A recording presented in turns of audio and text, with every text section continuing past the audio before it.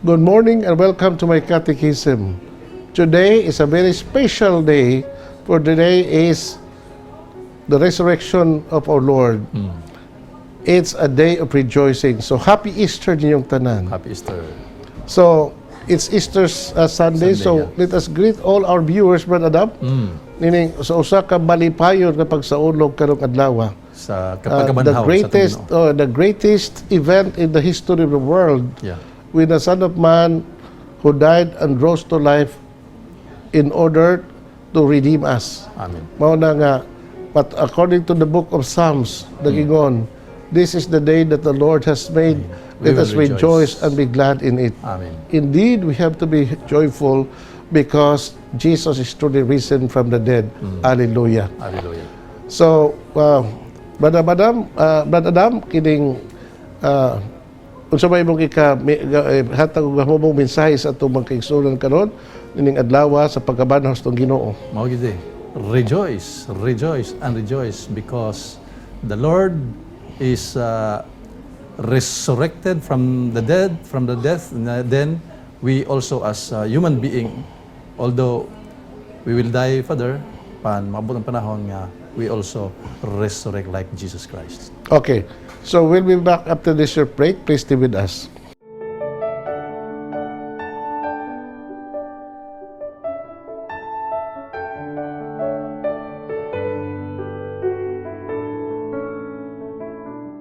Thank you for staying with us, Brad Adam. So, karong adlaw, kay himayaon marong adlaw na natong tanan, Brad.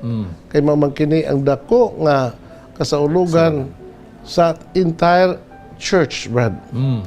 All other celebrations, all other feasts is subordinate to the one that we're celebrating today. In fact, matod pa, Brad, every Sunday is an Easter event. Yeah.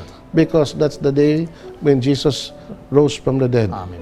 Now, let's read our gospel reading. The Lord be with you. And with your spirit. A reading from the Holy Gospel according to Matthew. Glory to you, O Lord. Now, on the first day after Sabbath, Mary of Magdala came to the tomb early in the morning while it was still dark. And she saw the stone blocking the tomb had been removed. She ran to Peter and the other disciples whom Jesus loved, and she said to them, "They have taken the Lord out of the tomb, and we don't know where they have laid him." Peter then set out with the other disciples to go to the tomb. They ran together, but the other disciple outran Peter and reached the tomb first. He bent down and saw the linen cloth lying flat, but he did not enter. Then Simon Peter came following him and entered the tomb. He too saw the linen clothes lying flat. The napkin which had been around his head was now lying like the other linen clothes, but lay rolled up in his place. Then the other disciples who had reached the tomb first also went in. He saw and believed. Scripture clearly said that Jesus must rise from the dead, but he had not yet understood that. The Gospel of the Lord. Praise to you, Lord Jesus Christ. Mao na ni Brad ang atong Gospel karong adlaw. The account of Christ's rising from the dead. Early Sunday morning, niya nang adlaw gyud, Brad, nga nabanhaw atong Ginoo. The first to recognize, or the first to notice that Jesus really was risen from the dead was Mary Magdalene. Yeah. Because she was the first person who visited the tomb sayo sa Domingo sa pagkabanhaw, aron pagbisita unta sa tong Hesukristo nga gilubong sa maong lubnganan. Apan nakita niya nga bakante na ang lubnganan, wala na dito ang Ginoo. Ang habilin lamang mao ang mga panapro nga giputo sa iyang naong ug sa iyang mga kabot ug mga tiil. So, the empty tomb, Brad, is a symbol of Christ's resurrection. Mao na nga nakakonclude ang mga tinunan nga tinuod gyud na banhaw to Ginoo. Pero lahi po ng report sa uban, Brad, nga mao na ipakatap sa mga otoridad sa mga Hudiyo nga ilang Ikawat. gisibahan ang mga sundao. You know, Brad, I think the first witness of the miracle of Christ's resurrection, Brad, was were the Roman soldiers who guarded the tomb. So para nila, Brad, it was really a tremendous event na ilang nasaksihan, although it's not recorded in the Bible. No, what actually happened when Jesus get out of the tomb nga mahimayaon resplendent with light and glory. Nya wag yun sila magkuha na today. They could not comprehend the event that they saw in that Sunday dawn when Jesus resurrected from the dead. Para nako, Brad, in my own opinion, Jesus died at 3 o'clock on Good Friday, and he rose to life again on The third day. on Sunday. on a Sunday alas 3 sa kadlaw, Brad. Last days kadlawon. So mao gina. O nga namadahog ito Ginoo mga alas 3 kadlawon. Na nasaksihan gyud tos mga So, sundalo. ngit-ngit pag yun to, Brad. Ngit-ngit pa to. So, wa lang yun na ma-record sa Ebanghelyo, Brad, the account of the Roman soldiers who guarded the tomb. No? Unsag yun ang ilang nakita na saksihan, Brad. So, that's the missing, very important information that we should have known, Brad. Had the first witnesses of Christ's resurrection testified before other people that this was actually what happened when Jesus rose from the dead.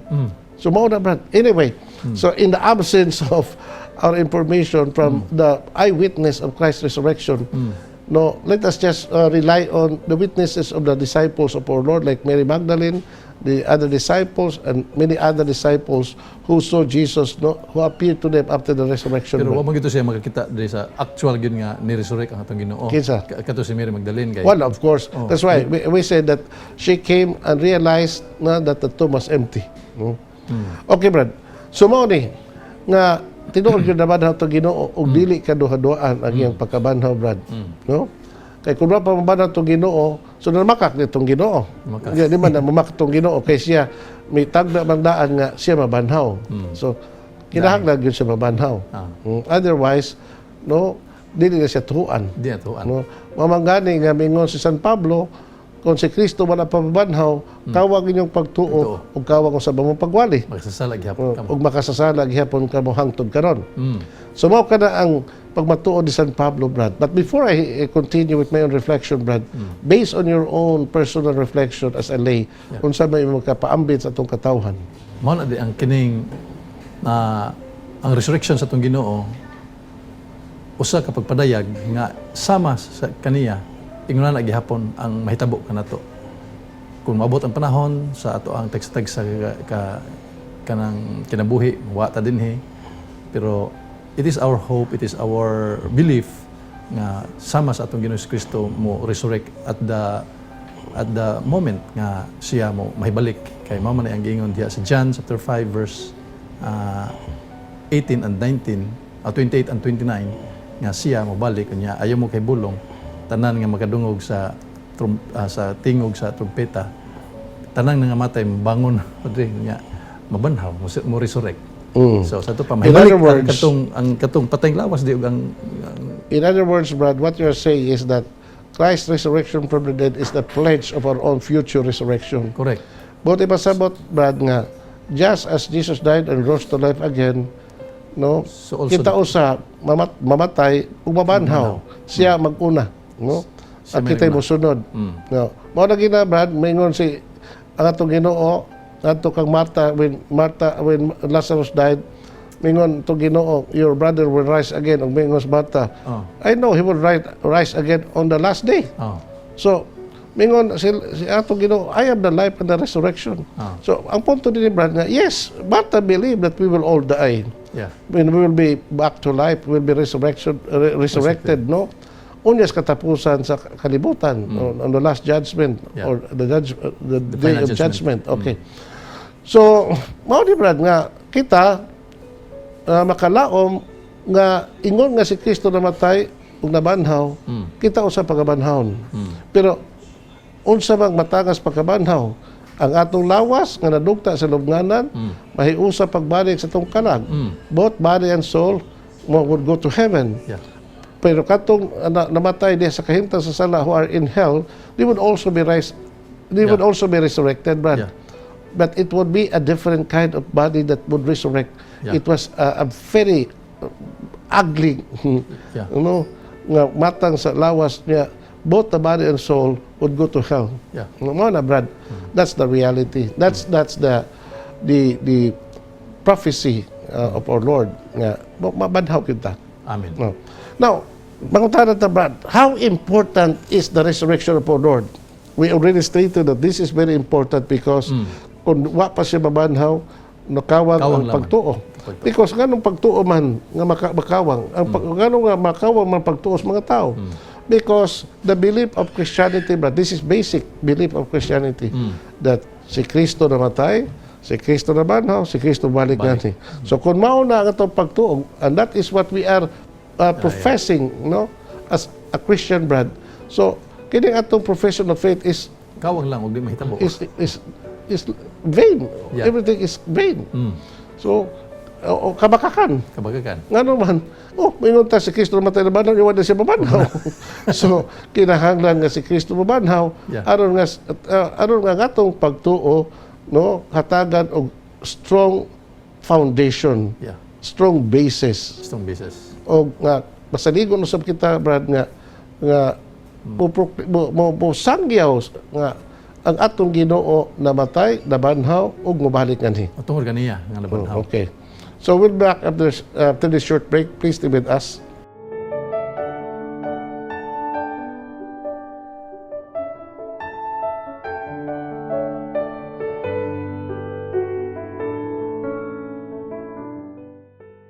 Thank you for staying with us, Madam. No, so we are now on the second segment of our reflection. So, padayon ta sa atong pabalandong unsag yun ka-importante kasi Kristo mabanhaw. So, it's very important because that's the basis of our firm belief that He really died and rose back to life. Unya, Brad, kawang usab ang mapagwali sa mga tinunan. Kaya ilang pagwali is centered on kinagitawag na kerygmatic proclamation. What is that kerygmatic proclamation? Nga ilang gisagay sa tibok kalibutan that Jesus of Nazareth is powerful in word and in deed. He died and He rose to life for the salvation of the world. And He will be back again in glory. So, kanang maong kerygmatic proclamation sa mga apostoles, mahimo sang bakak. Makawang na yun. So, and very important lesson, Brad, na kinahanglan nga si Kristo mabanhaw. Kay kun wa pa man atong Ginoo, no, ang tanan niya mga iyang tanan mga pagtulunan ug ang tanan niya mga milagro dili tinuod.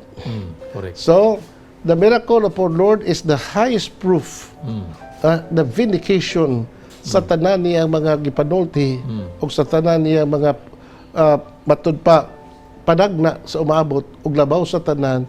It was the final and definitive proof that He really was the Son of God. Pero sa history sa the history of the church, Father, nana bagay tao nga ni resurrect unya na kuan na nibalik ni yun nga patay na ko sa una niya. Karon ni ako.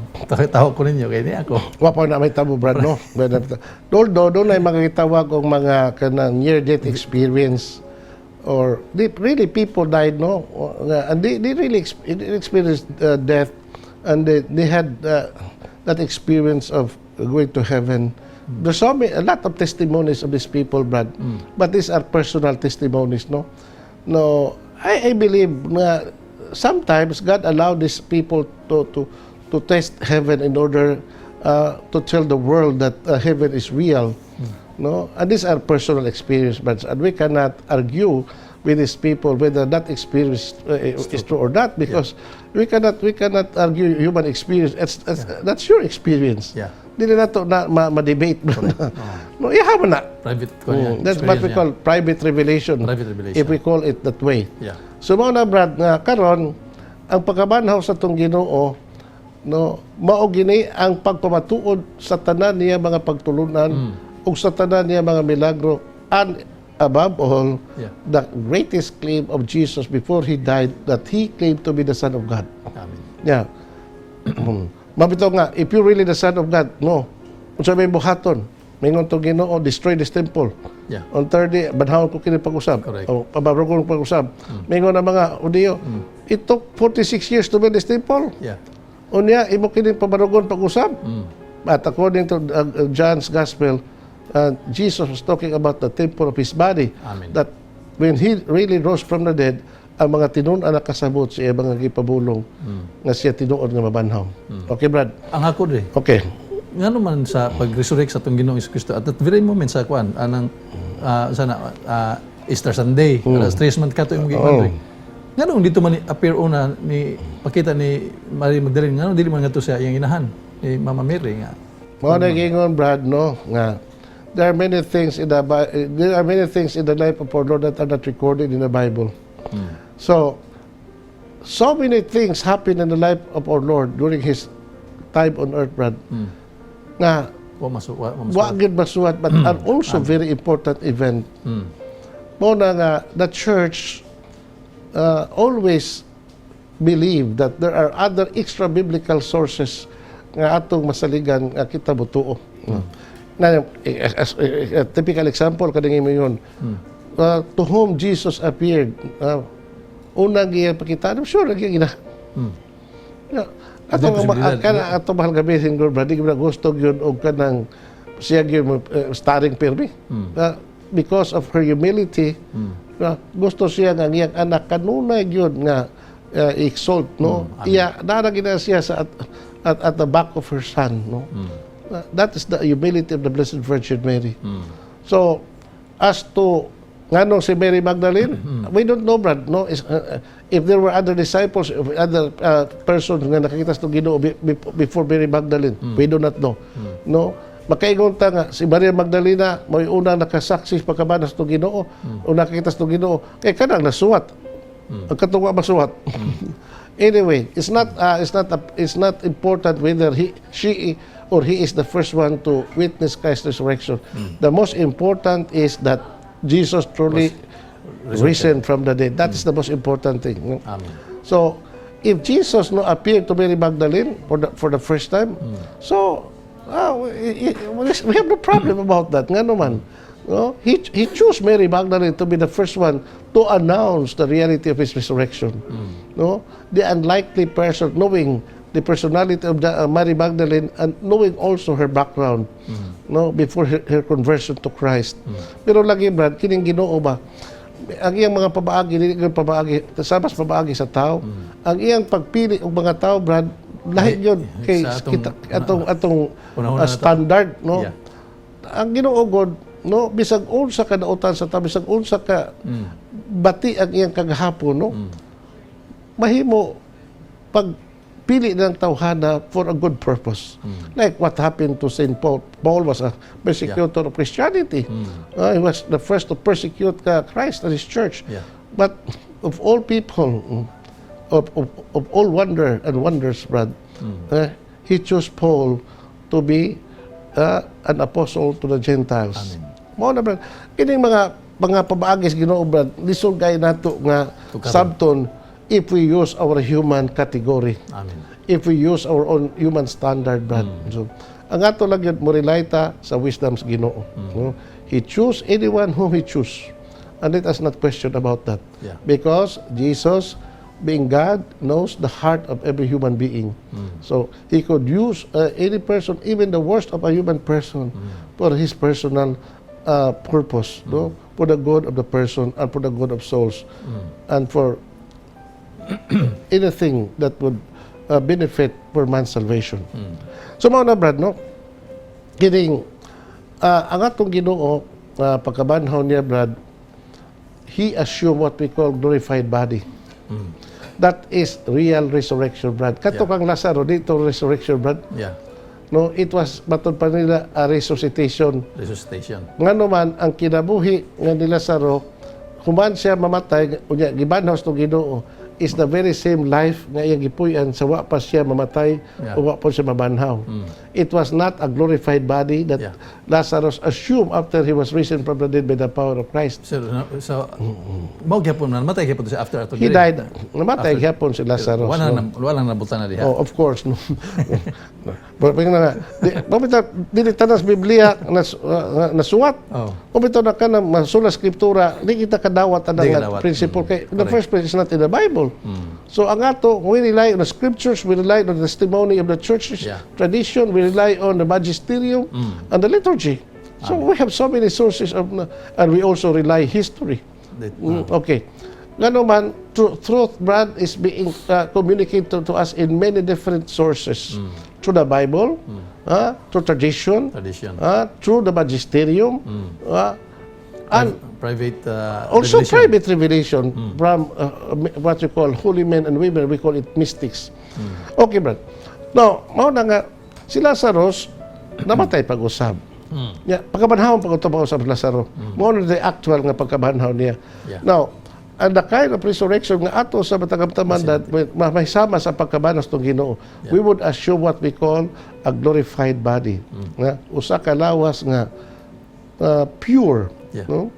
Usa ka lawas nga mahimayaon tawag mo. No longer subject to suffering and death. Amen. Pero katong nag-una diri katong tuan na santos na dito sa langit diri. Mo resurrect ra to sila. According to letter of Paul to the Corinthians, nga ang tanan mabanhaw. Gikan panahon ni Adan hangtod sa katapusang taos kalibutan. Yeah. We will all be resurrected and will receive judgment from God. Because that is our belief, that is the profession of our faith, that He will come again in glory to judge the living and the dead. Oh, na siya, Brad. And we'll be back after this short break. Please stay with us.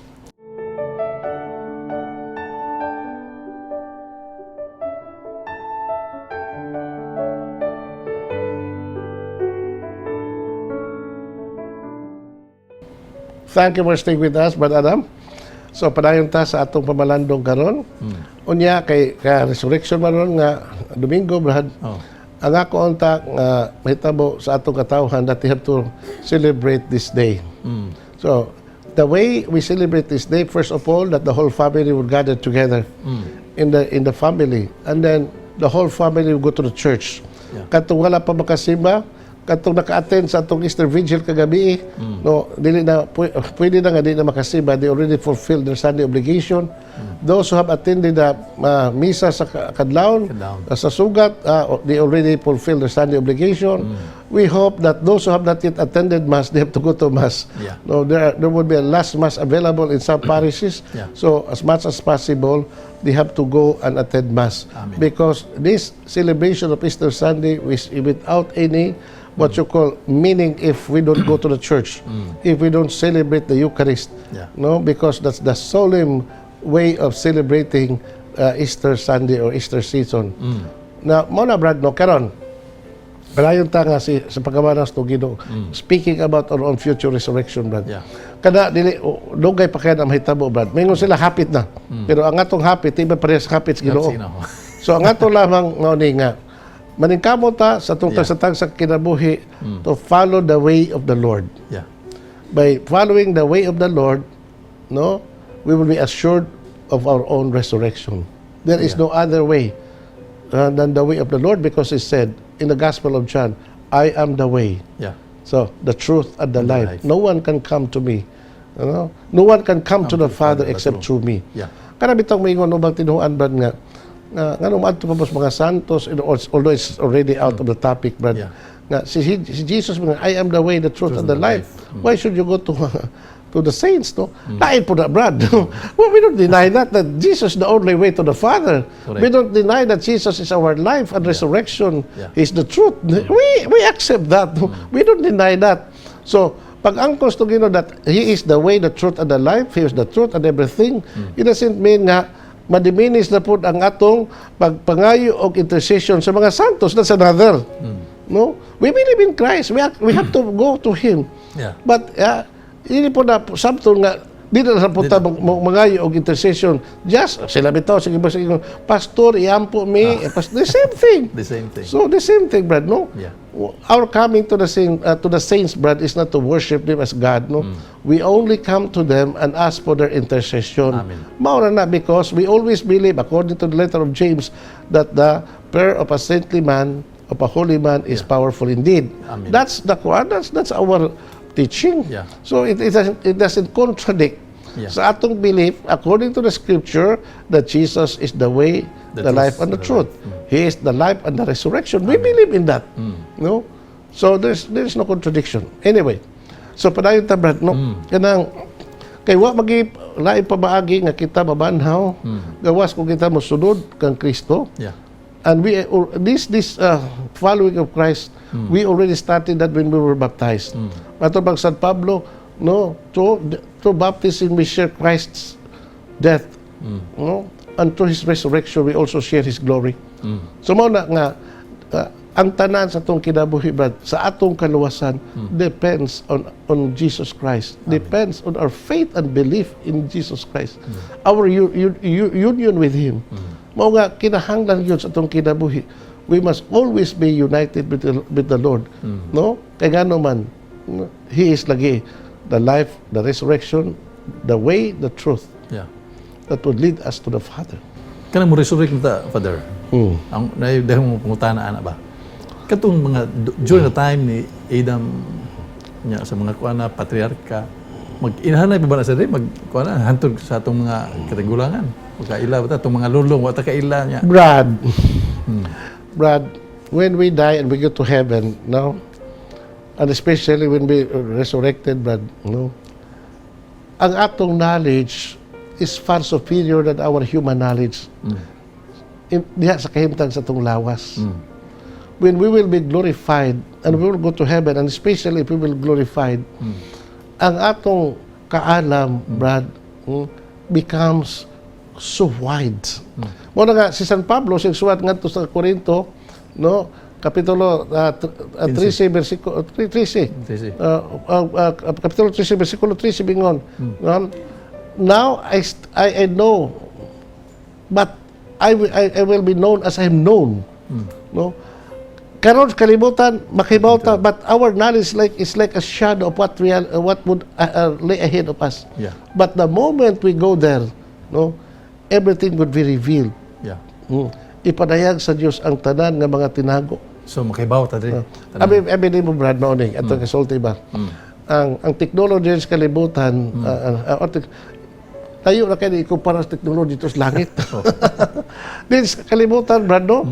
No, nga, how could the saints in heaven, even Mary, no, makadungog sa mga pag-antos ng mga tao? Dagan kayo. Dagan pa rin pangutanan na. Dili sa kalibutan, Brad, no, makadungog ta in many ways. To cell phone, to radio, to so many ways. Amen. That's the technology of the world. How much more the technology in heaven? Yeah. So, nga naman, the reality in heaven is far superior than the reality of this world. So, our knowledge in this world, because we are under the constraint of our body, Brad, no? So, very limited ang atong kahibalo. Mao na nga, we need to go to heaven because in heaven, everything would be revealed to us. No?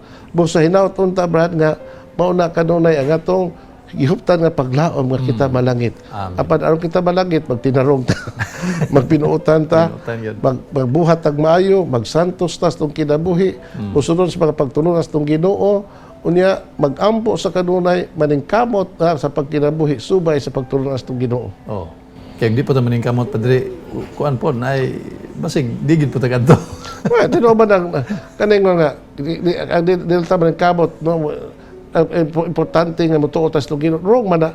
Mutuotas Ginoo. The faith is necessary for salvation, but that is not enough. Ano man, it needs our cooperation. Mao lang yung San Pablo, the letter of Paul to the Colossians, work for your salvation. No. Panikabuti ang inyong kaluwasan. Uban sa kahadlok. Uban sa kahadlok ug pagpangorog. Mao na exalt ng San Pablo. Correct. So, while it is true that salvation is a gift, but we have to accept this gift, no, we have to cooperate with this gift. Otherwise, we lose this gift if we don't cooperate. Amen. Mao na siya na, Brad. Kanang ilang doctrine nga nag-ingon, once saved is always saved, that is wrong. There's nothing in the Bible that says that once is saved is always saved. Yeah. ang gisultis Bible mao ni na kinahanglan kita mo lahutay hangtod. Perseverance. Perseverance is the key to our salvation. Correct. We need to persevere in doing good. We need to persevere in following the will of God. Yeah. We need to persevere in prayer and etc. so that we'll be assured of our salvation. Because salvation, good man, is a wide term. Kani ba no mao gani ako kasulti. Let us talk about salvation. Kaya say magdebate tag salvation. Pero ang concept salvation ng ako lahi. Mo na dito mag-abot. Mo na nga before we talk about salvation, let us agree unsa may imong kahulugan salvation. Yeah. Kay kung dili ta what a common ground na magsigil taglalis. Sige lalis. Di mag-abot. Di mag-abot. Mo na say brad, what is salvation? Yeah. Daghan kay ning aspect of salvation, brad. There are what we call elements of salvation. One element of salvation is forgiveness of sins. Other elements of salvation, baptism. Yeah. Other elements of salvation is sacraments. Other elements of salvation, doing good works. Yeah. No? And other elements of salvation is cooperation of God's grace. So many elements. Other elements of salvation is the final and definitive salvation is when we go to heaven. So, kanang kaluwasan, brad, tinuod man ang kaluwasan sa kalibutan, magsugod. No? It's not the year of or the future event nga mahitabo sa atong kinabuhi nga kita maluwas because salvation starts here in our life if we accept Jesus as our Lord and Savior and if we persevere in doing good, then finally we go to heaven. That is the definitive and final act of salvation nga maangkon sa tao. Amen. Mao na di ang kining sa to pa dili pa tas kalibutan daan at dapat ato na nagipuy-an. Kining mao sa salvation. Abi God, brad, nahibaw man taga there two element the two kinds of salvation, objective, subjective, no? Because Jesus already died for us, we are already saved. Yeah. Objectively, luwas na. But subjectively, subjectively, nangkamot pa ta. Nangkamot pa. Mao na siya. Okay. So, nangkamot pa ta. So, on the part of Jesus, we are saved. On our part, we have to work for it. Yeah. No? Yeah, and we have to persevere. If you want to follow me according to Christ, if you want to follow me, then take up your cross daily. Okay, Brad. So karon, nabanhaw na matong Ginoo, Brad, no? Ang kamaya sa tong kasing-kasing magpabilin kanunay aron siguro na nga apil kita sa himayaan siyang pagkabanhaw kay mao may gisulti sa balang kasulatan. Ang iyang pagkabanhaw is our own pagkabanhaw. Amen. No? So we share Christ's glory. We share Christ's resurrection if we are stay connected with Him. And that is very important. Yeah. Now let us bless our televiewers. The Lord be with you. And with yours. And may Almighty God bless you, the Father, the Son, and the Holy Spirit. Amen. Amen. Thank you and happy Easter. Praise the Lord. Hallelujah.